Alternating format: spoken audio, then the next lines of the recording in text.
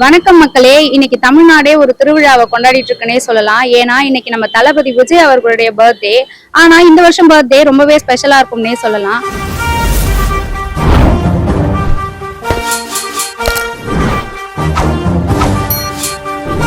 ஏன்னா சினிமாவுடைய உச்சத்துல இருந்தவர் சினிமா வாழ்க்கையை அப்படியே ஓரம் கட்டி வச்சுட்டு மக்களுக்காகவும் நம்ம தமிழ்நாட்டுக்காகவும் முழு நேர அரசியல்வாதியா களமிறங்கி இருக்காரு நம்ம விஜய்.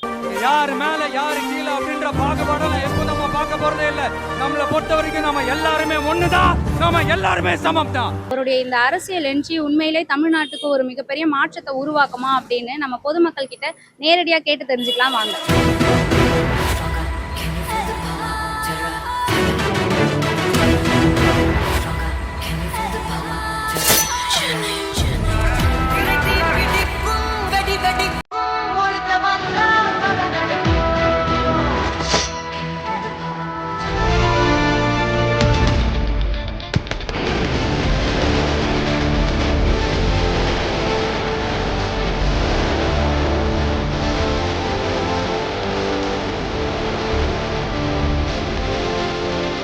அரசியல் தலைவரா விஜய் கிட்ட இருந்து நீங்க எதிர்பார்க்கிற முதல் மாற்றம் என்ன?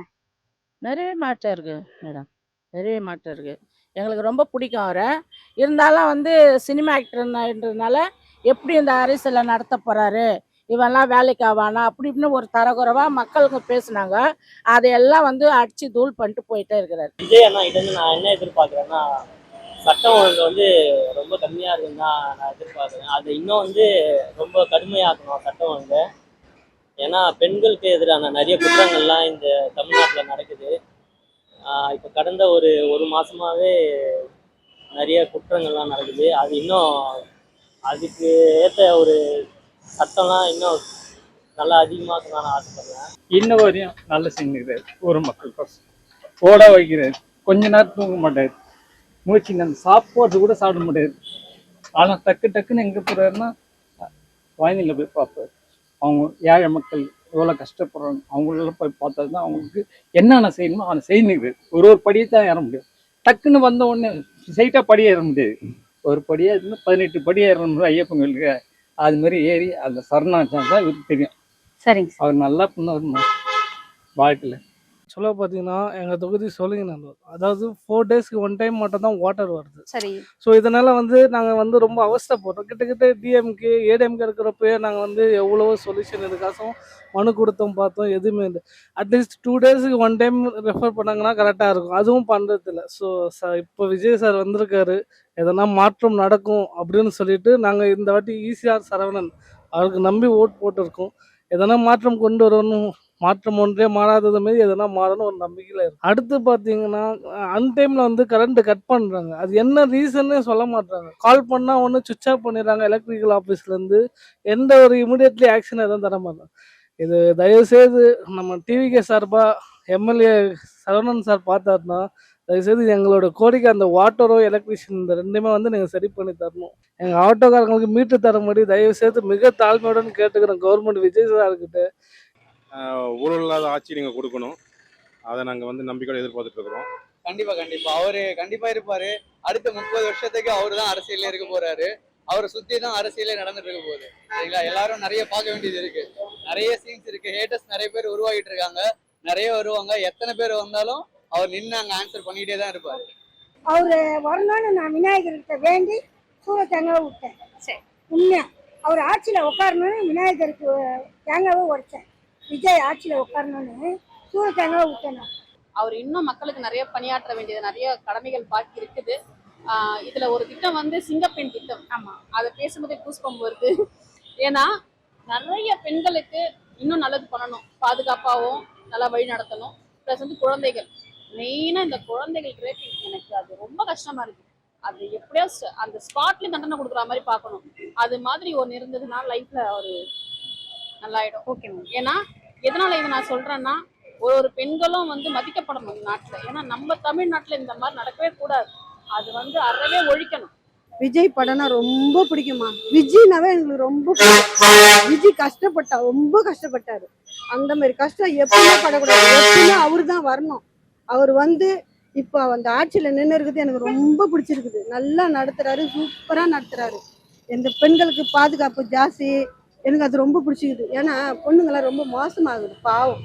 அந்த மாதிரி இருக்கக்கூடாது. அவர் நல்லா இருக்கணும். அவர் நல்லா இருந்தால் தான் எங்களுக்கு சந்தோஷம். எனக்கு வந்து விஜய் படம்னா ரொம்ப பிடிக்கும். எங்கள் வீட்டில் எங்கள் மருமகனுக்கு ரொம்ப பிடிக்கும். என் பேர பசங்களுக்கு, என் பேரன் சின்ன பேரன் விஜய் மாமா விஜய் மாமா விஜய் மாமா ஒரு டவுல் எடுத்து போட்டுக்கிறது. விஜய் மாமா வந்துட்டார், விஜய் மாமா வந்துட்டார், விஜய் மாமா வந்துட்டார். எனக்கு வந்து யாரை பற்றி எனக்கு கவலை கிடையாதுமா. விஜய் நல்லா இருக்கணும். விஜயோட பழைய படங்கள்ல இருந்து இப்ப வந்த படங்கள் வரைக்கும் இந்த படத்தை டிவில எத்தனை வாட்டி போட்டாலும் பார்க்கலாம் அப்படின்ற படம் எது உங்களுக்கு? எனக்கு பிடிச்ச படம் கில்லி. எனக்கு பார்த்து கில்லி தம்மா. சிவகாசி. கோயம்புத்தூர் மாப்பிள்ள பிடிக்கும். ஃப்ரெண்ட்ஸ் மூவி எனக்கு ரொம்ப பிடிக்கும். குஷி படத்துல இருந்து துப்பாக்கி. கில்லில எந்த சீன் ஏதாச்சும் ரொம்ப பிடிக்கும்? எனக்கு வந்து அவர் வந்து நம்ம மெரினா பீச்சுக்கு இதுல ஆமா கிருஷ்ணா எடுத்துட்டு பிரகாஷ் ராஜ் ஏறி ஒரு ஆமா தெத்தின்னு அங்கிருந்து புத்தி பார்ப்பார் விநாயகர் பார்ப்பாரு. அந்த ஸ்டில் ரொம்ப பிடிக்கும். ஓகே, அந்த சிவகாசியை பத்தி 2 லைன் சொல்றீங்களா? அந்த மூவில வர 2 லைன். அதான் அவங்க அம்மா வந்து மாட்டுக்கொட்டாயில் இருப்பாங்க இல்லைங்களா. இவர் வந்து சின்ன வயசுலேயே அவர் சென்னைக்கு போயிடுவார். அதுக்கப்புறம் வருவார். வந்து அவங்க அம்மாவை பார்த்து ரொம்ப அழுவார். பெற்று எடுத்து அது ரொம்ப எங்களுக்கு வந்து ரொம்ப கண்ணீரோட ஒரு கட்சிப்பே நஞ்சிடும் அவர் சொன்ன வார்த்தையெல்லாம். உண்மையில் தாய் இல்லாமல் நம்மலாம் எதுவுமே இல்லை இல்லைங்களா. தாயை நம்ம பட்னி போட்டு தின்னா அது பேருக்கு சாப்பாடு கிடையாது, வேறு ஏதோ. ஆனால் அது கரெக்டாக அவர் சொல்லிட்டார். இன்ன வரைக்கும் எங்கள் தாய்ங்களே நாங்கள் அப்படி தான் பார்த்துருக்குறோம். ஆனால் அந்த படம் எங்களுக்கு ரொம்ப பிடிக்கும். அதுல இருந்து ஏதாச்சும் ஒரு சீன் உங்களுக்கு ஞாபகம் இருக்கா? அது ஜோதிகா இடிப்பு பார்க்குற மாதிரி வரும்ல, அந்த சீன் பிடிக்கும். நான் விஜயோட ரொம்ப தீவிர ரசிகை. நான் சிறு வயதுலேருந்து அவரோட ஃபேனு. அவர் நடிச்ச நிறைய படங்கள் பார்த்துருக்கேன். A to Z பார்த்துருக்கேன். துப்பாக்கி, அப்புறம் வந்து நிறைய இப்போ லாஸ்ட் டைம் அந்த படம் வரைக்கும் நான் பார்த்துருக்கேன். அவர் ரொம்ப நல்ல நடிகர். நீங்க ஃபர்ஸ்ட் விஜயோட மூவி எந்த தியேட்டர்ல போய் பாத்தீங்க? விஜயோட மூவி நிறைய பார்த்துருக்கேன்மா. ஈராஸ் தேட்டர்ல பார்த்தோம்மா. ஈராஸ், கணபதி ராமர். இப்போ இங்க ஈராஸ் தேட்டர்லாம் கிடையாது அடையாறுல. அப்புறம் வந்து தியாகராஜ தேட்டர் அது மாதிரி. இப்போதான் S2லாம் மாறிடுச்சு இல்லையா. எல்லாமே பார்த்துருக்கேன். ஆனால் அதில் செம்ம காமெடி இருக்கும். வடிவேல நல்லா இருப்பாங்க. நல்லா ஜாலியாக இருக்கும் படம். அந்த படம் வந்து நான் தேட்டரில் பார்த்தேன். நல்லா விசில் வச்சு செம்மையாக என்ஜாய் பண்ணோம், செலிப்ரேட் பண்ணோம். நல்லா இருந்துச்சு. அதுக்கப்புறம் மெர்சல் படம், தலைவாலாம் நல்லா பட்டாசுலாம் வச்சு பேனரில் அபிஷேகம், பால் அபிஷேகம்லாம் பண்ணேன். நல்லா கையிலேயே வந்து கற்பூரம் கொளுத்தி இதெல்லாம் பண்ணேன். ஆர்த்திலாம் எடுத்தேன் நான்.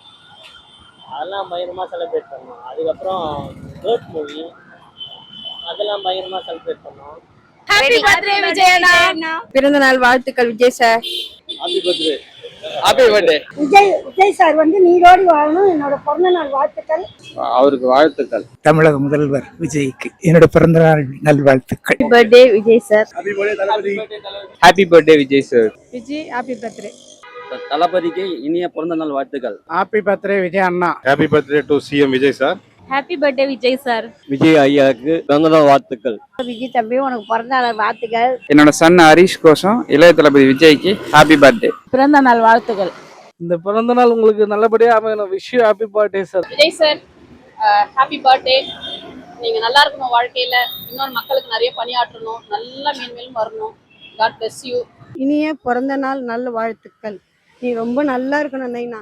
எப்பவுமே சொல்றேன், நீ நல்லா இருக்கணும், நல்லா இருக்கணும், நல்லா இருக்கணும்.